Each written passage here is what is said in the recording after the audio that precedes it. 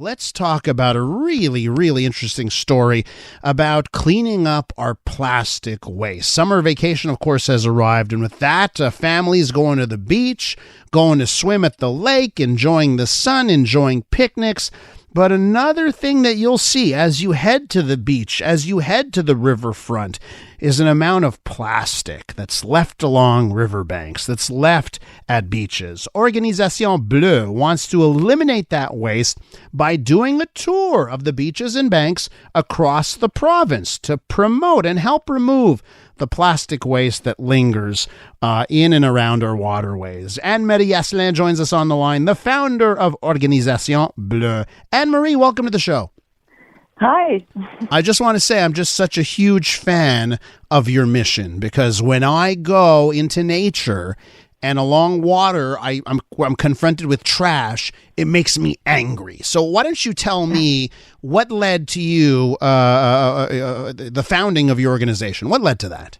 Yeah, that's a great question. I've been traveling a lot since a very young age, and I had the chance to find myself in the middle of the Caribbean or the Atlantic Ocean when I was about 20 years old. So it's been a while. It's been almost 20 years ago. And I did witness a lot of pollution back then, alongside a lot of coral deterioration, and I used to be a professional diver. And so I could see the environment around me deteriorating, and it was kind of alarming, and nobody was really speaking about climate change or pollution issues. And so when I came back in Quebec, back in 2015, I started a tour in Eastern Canada from Newfoundland to the Great Lakes, and I traveled basically along the Atlantic and the St. Lawrence River. And I was very surprised to actually find the same kind of pollution or even climate change issues along our coastline. So I had this kind of idea that the problem was elsewhere or accumulating in the middle of the ocean. So I was very surprised, and I thought, I have to do something. I have to communicate it to the people living here locally in Canada. And I also thought that there was a lot of alarming themes that were going on. So I thought, how about turning it into something positive, making it a global change, a movement where people actually feel empowered to take action. So what have you found in Quebec? You know, because like I see images from around the world, and I compare it to my own experiences in this province, and often I say, "Oh, geez, I'm so happy we're not those places, right?" But I guess we still have our issues here. So what do you find in Quebec? Yeah. So, well, first off, the pollution we find here is from here. So compared to other countries that live alongside the ocean, for example, in Europe or even Newfoundland or even Nova Scotia, they're facing the ocean. So the trash comes from all around the world. Uh-huh. But in Quebec, the trash comes from our waterways, since the river is actually going from the Great Lakes to the ocean.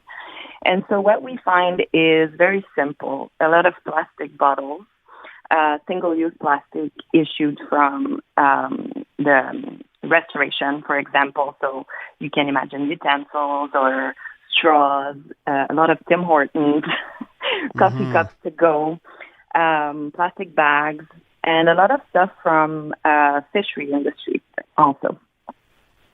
So what's the solution? Yeah, so there are a lot of solutions, obviously. One of them is just to qualify everything that we find. And so we have a database that we've been running for 5 years. And so it helps understand the nature of the pollution we find on our coast. Oh. And this helps to do recommendation on either brands or, let's say, I said Tim Hortons, but it could be some major plastic bottle companies for water, let's say Nestle, for example. And so we can do recommendation on better packaging. We can work with the politics and obviously the citizen movement. So creating this movement of people gathering and cleaning beaches, it does have a huge impact.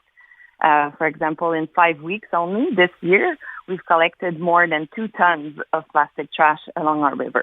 2 tons? Yes. It's just astounding. I love what you're doing with the data. I love that you're keeping track of what you find, because I would imagine there's just so many interesting things where you can say, oh, for some reason, this type of product is more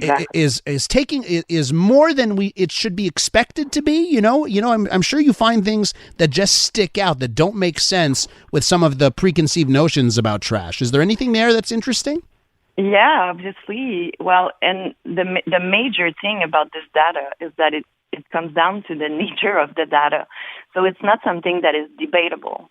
So when we come up with results or the annual report and we're building a 5-year report, this becomes the reality. It becomes the truth. These data, that pollution that we found was not invented or created. It was there, it was found, and it's been cataloged. Wow. And so it's a huge source of information to actually make it better. So that's why I was talking about politics. But it comes down to that. We can actually influence the way that we're building our politics. We're with Anne-Marie Asselin, the founder of Organisation Bleue. They're cleaning up the beaches and banks of Quebec from plastic waste and waste in general. So, Anne-Marie, with that in mind, okay, and I'll put my cards on the table, okay? I hate the plastic straw ban. I love a straw, okay? I really love a straw, and now I'm getting these paper straws, and they get wet, and they suck, and they ruin my experience, okay? So just one little thing. But, on the data, now's the chance here. When you look at the data of what you collect, are you like, oh my God, these straws, there's so many of them, they should be at the top of the list on the bans? Yeah. Or do you say, oh my God, we've banned the plastic straw when we really should be banning this? They are part of the top 10. So we find them everywhere. And the trick with the straws is that they can't be recyclable because they're too small and we can't identify the plastic source. And so they are really bad, but I do understand your struggle because the cardboard ones are really bad. But a good way to hack is to have a reusable one that you can carry. There are a bunch of straws that are sold now that you can just wash and carry around, and it makes your experience much better than the cardboard one. I know, but I'm just never going to do that. You know what I mean? Let's just talk before I have to let you go. What is Juillet sans plastique, a July without plastic? Tell me about this. Yeah. Plastic Free July is an international movement, and it's to raise awareness for the people that are going on holidays for the summer season.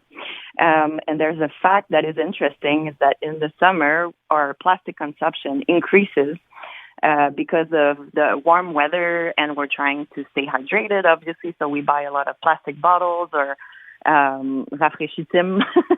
And so refreshments. We buy a lot of beverages, basically. And so we're asking the population to either get themselves some reusable items, like a reusable cup, a water bottle, for example, that you can refill. And if you do visit a beach, because you're probably going to visit a beach during the summer holidays, and if you see trash on the beach, well, you pick it up. And that's as simple as that. Do you organize community events where you get together and you clean up a beach or a bank or a river together? Absolutely. So we have over 20 events this summer, and we travel all around the province. Everything is online on our website, our Facebook page, our Instagram, and we advertise everything. Right now I'm in Magdalena Island for to clean up this week, and we're inviting all the community to gather and help clean the beaches. I've just loaded your website up. So you have the English translation. Well, Blue Organization, I can call you that as well. Yes. Fantastic. Go check this out. Listen, Anne-Marie, a big proponent of what you're doing. I think anytime we can go and enjoy nature, and it's not, it doesn't have a blight of waste on that nature, makes me feel good about the world, and I'd be happy to contribute. So thanks so much for joining us this morning. Thank you very much. That's Anne-Marie Asselin, the founder of the Blue Organization. You can check out their website, organisationbleue.org.